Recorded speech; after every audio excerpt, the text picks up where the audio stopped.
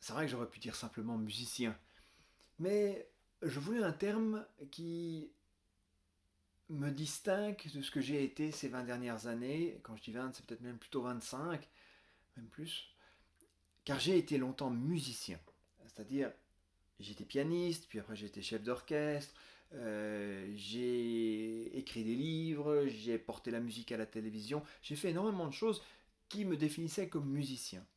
Mais depuis le début de ce nouveau cours, c'est-à-dire de cette recherche, de cette expérimentation à l'intérieur de la musique, c'est-à-dire avec l'électronique, avec d'autres instruments, ou d'expérimentation dans le rapport entre les différents arts, par exemple avec le vidéomapping, eh bien, j'ai voulu essayer de trouver un nouveau terme qui puisse définir ce nouveau moi, cette nouvelle manière pour moi d'être musicien, d'exprimer ma musique.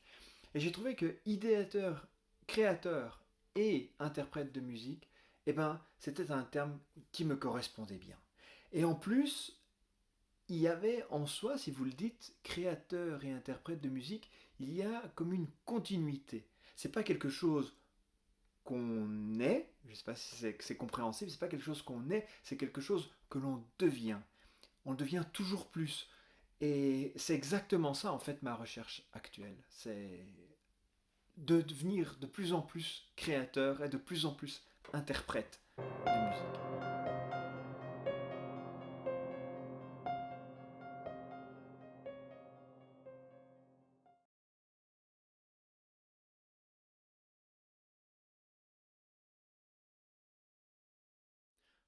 Alors oui, le rapport au passé pour moi est extrêmement important. Euh, Tout a débuté avec le premier spectacle qui était lié au monde aussi de l'électronique, c'est-à-dire Barbox. Et pourquoi en fait est né ce rapport avec le passé? Il est né plutôt par une exigence personnelle. C'est-à-dire que je m'aventurais avec la composition dans un monde que je ne connaissais pas ou que je connaissais mal, et j'étais en pleine exploration, et donc j'avais envie de porter avec moi un élément de certitude, un élément qui puisse être un peu ma gouverne. Et je me suis dit, je vais prendre avec moi Jean-Sébastien Bach, parce que c'est un des musiciens qui fonde la musique occidentale. C'est un auteur que j'aime et j'ai toujours aimé. C'est un auteur que j'ai énormément travaillé. Et donc, Jean-Sébastien Bach va un peu m'aider dans ce chemin vers l'inconnu. Et depuis ce travail, je me suis rendu compte qu'au fond, c'était extrêmement intéressant travailler en relation avec le passé. Car le monde contemporain, c'est un monde entièrement nouveau, mais qui a besoin de racines. Et où est-ce qu'on trouve les racines? Eh bien, dans notre passé. Et mon passé, ce sont les musiciens du passé. Et c'est pour cela que j'essaye maintenant de construire ces ponts entre ce qui est le matériel musical du passé dans le matériel musical présent. Et on pourrait dire que c'est presque un peu comme quand on fait de l'architecture sur des monuments anciens. C'est-à-dire que si on doit refaire une façade de 1500 ou 1600, on se pose la question, est-ce qu'on va la restaurer telle qu'elle ou est-ce qu'on va garder l'élément antique et ancien et important et on va y construire quelque chose par exemple autour de moderne. C'est la pyramide du Louvre un petit peu, non? Et donc, l'intérêt de la musique, c'est de refaire la pyramide du Louvre, de reprendre ce qui peut être le passé. Donc, j'ai repris Bach beaucoup, avec Bachbox, avec Baroque Reloaded que nous avons fait avec le trio baroque, mais aussi Debussy avec Sound of Elements, et puis Chopin maintenant avec Nocturne électronique. Donc, ce sont des auteurs qui m'inspirent. Et en fait, moi j'ai passé ma vie jusqu'à présent à essayer de porter le public du présent vers le passé, c'est-à-dire leur expliquer qui est Bach, qui est Chopin, qui est Debussy, et pourquoi cette musique est écrite comme ça, et qu'est-ce qu'elle a d'intéressant pour nous, eh bien, avec ce processus, on fait exactement l'inverse. C'est-à-dire, on va prendre la musique dans le passé et on l'emmène, elle, dans le présent et on regarde ce qui se passe. Et c'est en fait une espèce d'expérience chimique comme ça, en immergeant Chopin dans de l'électronique, qu'est-ce qui va se passer? Et moi, je trouve que le résultat nous laisse abasourdis parce que ces auteurs du passé ont énormément à dire encore aujourd'hui et il n'y a pas besoin de l'expliquer. Si on les met à l'intérieur d'une créativité contemporaine, on se rend compte combien les fondamentaux de l'écriture musicale et de la pensée musicale n'ont pas énormément évolué et sont toujours là et lient ces musiques de façon que moi je trouve incroyable.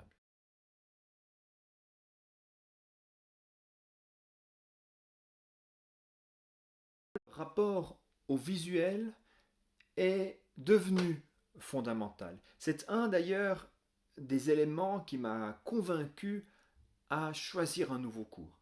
Car je me suis rendu compte que le public était de plus en plus noyé, immergé dans un monde qui est multimédia.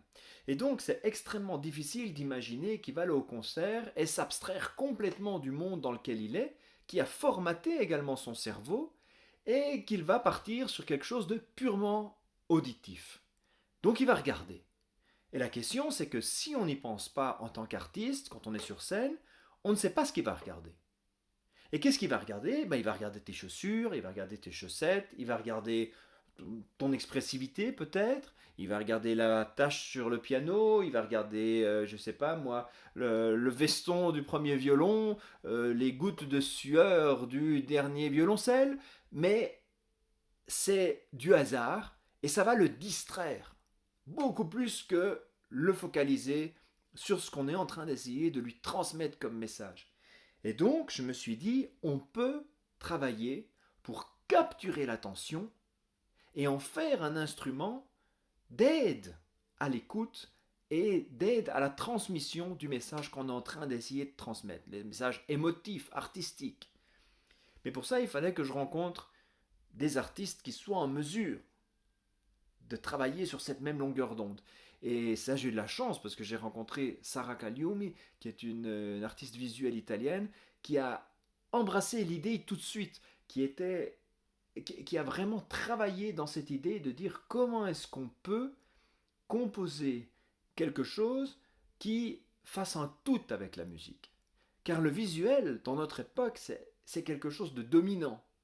Donc si on va mettre une image et de la musique, l'image automatiquement va passer au premier plan et la musique au deuxième. Et moi, ce que je voulais essayer de faire, ce sur quoi je voulais travailler, c'était de laisser les deux plans pratiquement au même endroit. Pour ça, il a fallu travailler l'image, il a fallu essayer de comprendre quelle vitesse pour l'image. Donc on a travaillé sur des images plus lentes, avec des sollicitations qui soient plus espacées dans le temps, donc qui puissent être répétitives et donnent la possibilité à l'esprit d'aller chercher quelque chose d'autre, donc la musique, et donc de se focaliser sur la musique et sur l'image. Ou bien, on a aussi travaillé sur des images fixes, par exemple avec Philippe Berbier, on a fait un spectacle avec le théâtre Wow extraordinaire où on avait des images fixes. Et ces images fixes, en fait, plantaient vraiment, réellement un décor qui donnait une dimension supplémentaire à la musique. Et les gens regardaient. Et donc, du coup, on fait des vrais spectacles. Et donc, c'est pour ça qu'en fait, je parle de concert visuel, c'est parce que j'essaye d'exprimer à travers ce nouveau terme qu'on va aussi bien s'occuper de leurs oreilles que des yeux. Voilà, ce sont les deux éléments un peu qui font partie du concert visuel.